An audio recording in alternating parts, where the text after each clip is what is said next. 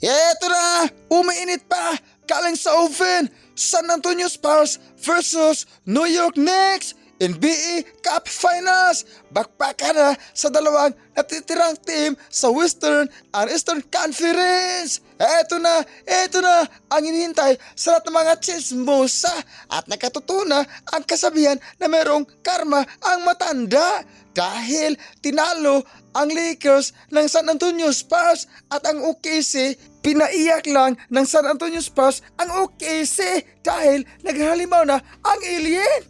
Pero ngayon, natalo na ang San Antonio Spurs sa New York Knicks. Ang ibig sabihin, ang bula ay bilog at nakatotoo ang ating kasabihan na ang kalabaw lang ang tumatanda, ang kapayo lang ang humihina dahil si Lulubron ay meron ng apo. Eto na, dumadako na tayo sa final na pagchichismis dahil natalo na ang San Antonio Spurs sa New York Knicks. Nakatotoo na ating kasabihan na mayroong karma ang matanda dahil tinalo si Lulubron ng ating San Antonio Spurs. Ang ilin hindi na umubra dahil isinilid ng sako ni Jalen Brunson ang alien. Eto na, Jalen Brunson mahal ng mula bumitaw ng fadeaway conforto ang kanyang binitawan. Score 104-97 lamang ang New York Knicks. Update muna tayo mga idol sa ating Golden State Warriors dahil mayroon tayong napanood ng radyo na balita na nandyan na sila sa Purok 8 at nanatili pa rin nasa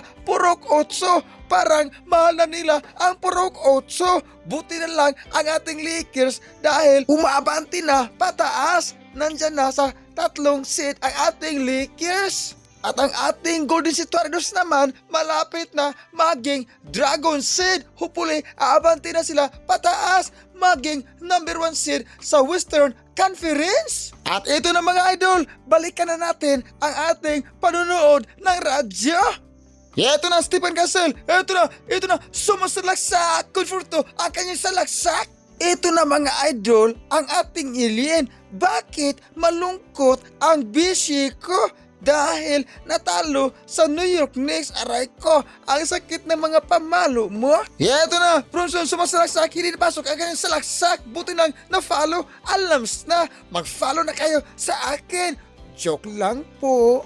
Ito ang ating idol, si LeBron James, ang hari ng comeback win kung kamakailan pinaiyak ang Golden State Warriors dahil sa 3-1 na serye nanalo pa ang ating Cleveland Cavaliers sa paghahari ng ating isang dagot ng NBA. Eto na Stephen Castle, mayawak ng mula, pasa kay Harper, bumitaw ng long distance si Bingbing, pasa kanyang binitawan. Proud tayo dahil siya ay isang tugong Pinoy. Parang si Aniba ni Stephen Curry at mga idol at sa wakas,